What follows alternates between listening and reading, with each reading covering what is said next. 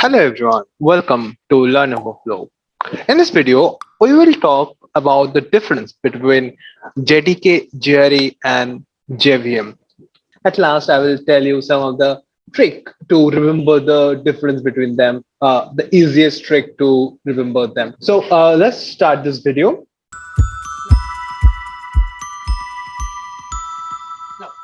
The first thing is we get to know is JDK. Okay, so JDK is basically an acronym for Java Development Kit. So JDK is basically Java Development Kit.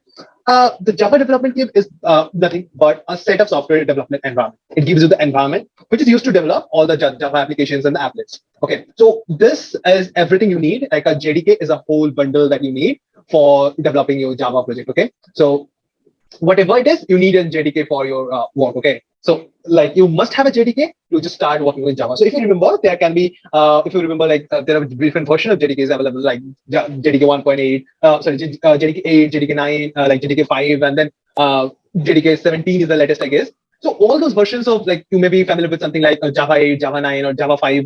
So these are the things that you get to hear. So when we say like Java 8 or something like that, then we refer to the JDK version of the actual thing. Okay, so that's the whole thing that's being referred, and that's what JDK is.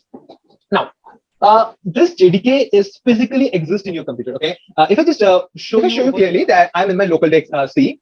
In my local disk, you'll find something called program files. If you get in the program files, there will be a folder called Java.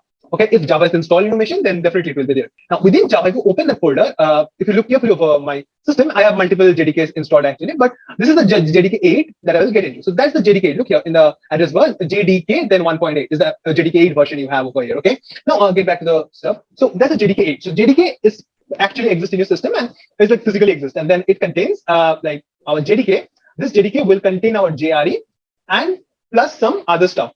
Other stuff, I mean what? It contains JRE and our Java C, Java, and all those developmental tools that we need. Okay, it's more like if I just try to draw that, it's more like you have an. So if you have an JDK over here, say you have like this, and within this JDK, so within this JDK, you will have your own JVM. And with addition to this JVM, you will have stuff like other developmental tools that is needed for you. Okay, like everything that's needed, they're like developmental tools basically, not others like libraries and all. It will be other places, but those are developmental tools that we use, like the jars, the compiler, the interpreter. Like the Java is our interpreter we have, and then a compiler is there called Java C is there, and archiver that is jar is there. Then document generator that is like Java doc is there, and like all those complete development that is needed for the development will be there within our JDK. Okay, so everything will be those development tools will be there in our JDK and JVM. Okay, so we got something new. That's the JVM for us. No, sorry, I wrote something wrong over here.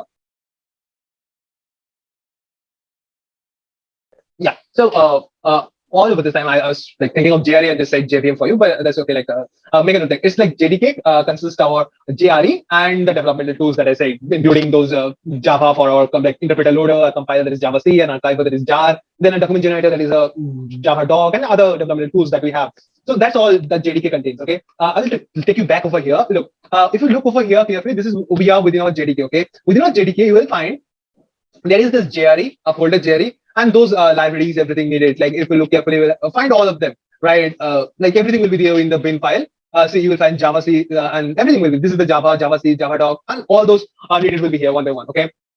So here we have JRE. Now we'll get back there. Now within JRE, like JRE is basically what we is like acronym for Java Runtime Environment. It is like we also write like Java RTE, like Java RT, the Java Runtime Environment. So this JRE is basically a set of software tools which we use for developing Java application. Okay, like it is used for like to provide the runtime environment for our code, for our program, or like for our exact Java codes. Okay, that's the runtime environment. That's why we call it Java Runtime Environment. Now it is like implementation of the JVM. So what I exactly mean by that? So there is a JVM that is we'll look into the JVM a minute later. So there we have JVM, and along with JVM, our like JRE, our JRE will contain stuff like a set of libraries for us. What do I mean by libraries? All those libraries, what we have like the RT or jar files and all the other libraries we have. So that will be over here. Okay. I'm just saying lib something like that, or all the libraries and set of stuff needed will be over here. Okay.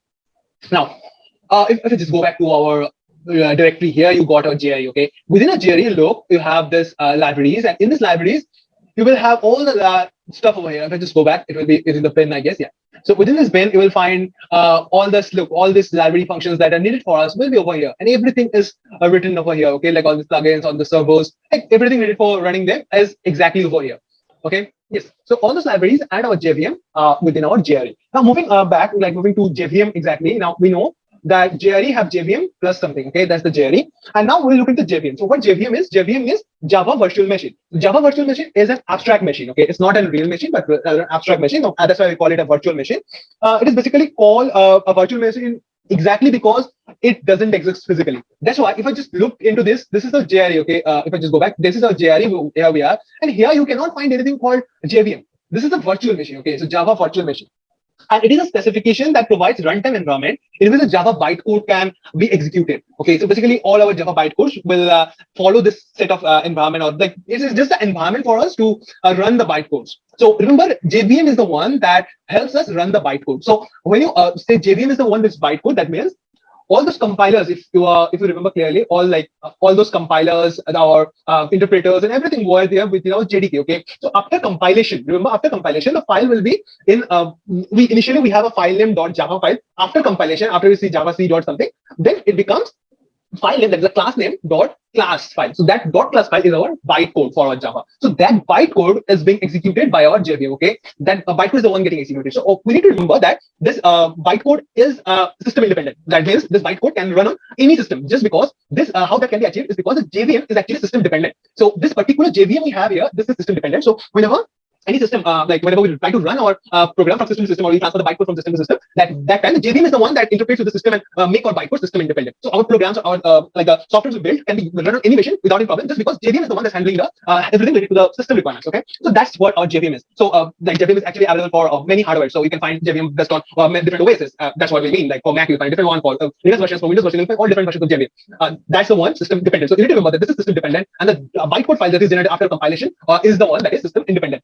Okay, so the JVM has like few tasks to follow. It's the first thing it loads the code we have. It loads the bytecode. Remember, it never gets the exact English like code or the Java code what we type actually. It never gets that. It gets a bytecode. So it first task, it has to load the code, and then it verifies the code whether everything is correct or not, whether there's any error or not, and then it executes the code and thus provides a runtime environment for our code to just run on it. Okay.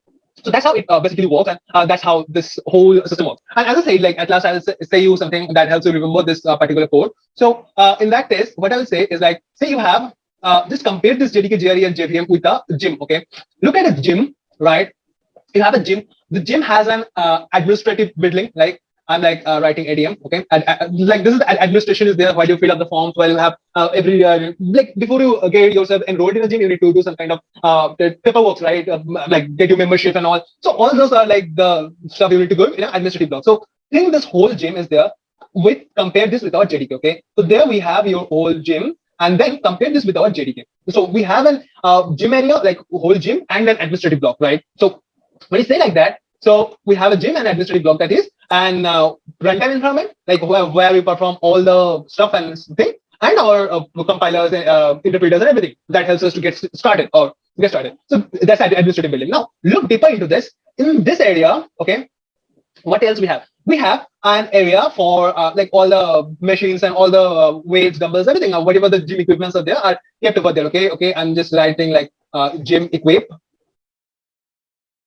Okay, so all the equipments are there, and you need something more. So this equipments and all is basically your Java virtual machine, the machine where you are performing your exercise, right? And additionally, you need some other stuff to run, like your water bottle and your towel, and like you do, let's say your protein powder and everything. All the stuff, additional stuff you need is there within your JRE. So this whole thing is your JRE. Okay.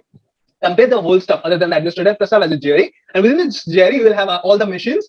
Like machine, compare this with your JVM. So all the machine and the additional stuff required to run, like to work out there in the gym, is the libraries. Okay, there are some kind of compulsory stuff like a water bottle, and there are some kind of maybe not necessary. Everything is there within your JVM. So remember this in terms of your gym equipment. So I guess that will be helpful for everyone to remember this JDK, JRE, and JVM difference exactly. So that's all for today's video. Hope I can make you understand the difference, and within the technique, I hope that you will remember the difference forever.